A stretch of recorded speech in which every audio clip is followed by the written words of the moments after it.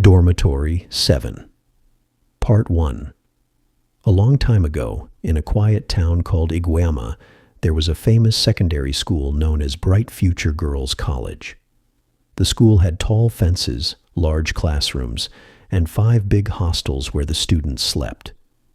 But one of the hostels, Dormitory 7, was feared by everyone. Students who stayed in Dormitory 7 always complained about strange things.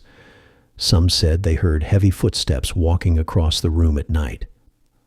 Others said they saw a shadow of a woman with red eyes and long gray hair standing at the corner of the room, watching them while they slept.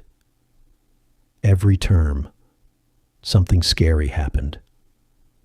One girl woke up with scratches on her arm. Another girl fainted after seeing a woman flying above her bed, but no one could explain it. The principal called it children's stories and never believed them. But the truth was that a witch lived in Dormitory 7. Many years ago, before the school was built, an old woman lived on that land. She was hated by the villagers because they believed she was using dark powers. One night, she was chased away, and nobody saw her again. But her spirit stayed behind, angry and restless. Now, her ghost had made Dormitory 7 her home. One night, a new girl named Adaora was moved to Dormitory 7. She was bold and loved asking questions. The seniors warned her, "Never wake up at 2 a.m., and if you hear someone crying, cover your head and pray."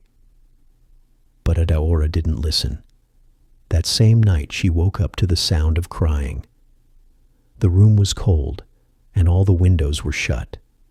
She saw a woman in a long black dress, floating above the bunks, with red eyes shining like fire. Adaora screamed, waking up the others. The woman disappeared, but only for a while. From that day, strange things started happening more often. Adaora knew she had to find a way to stop the witch. But how do you fight a spirit that cannot die?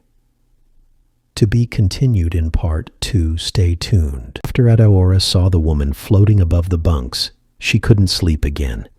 She stayed under her blanket, sweating and shaking. In the morning, she told the hostel matron. The woman only laughed and said, "You children and your dreams."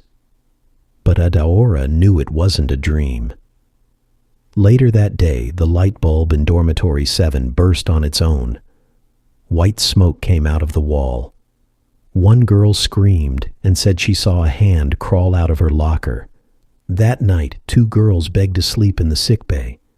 Only Adaora and 4 others remained in the dormitory. At exactly 2 a.m., the bathroom door creaked open on its own.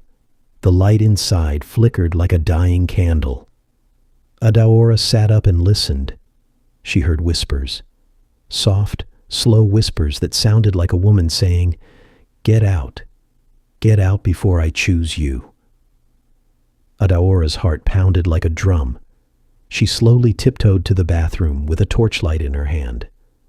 The moment she reached the door, the torch went off. Darkness swallowed everything. Suddenly she heard a loud splash, but no water had been running.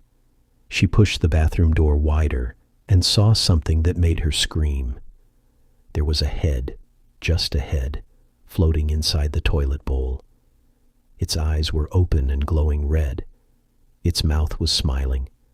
Adaora ran back, shouting, "She's inside the toilet. She's inside the toilet." The other girls woke up, confused and afraid. But when they rushed to check, the bathroom was empty, and the toilet was clean like nothing happened. From that night, no one used that bathroom again. It was locked with chains. But locking the bathroom didn't stop the witch. The next day, one of the girls, Eve, didn't wake up. Her eyes were open, but she couldn't talk. She just stared at the ceiling, frozen and shaking. The school nurse said it was a nervous breakdown, but Adaora knew better.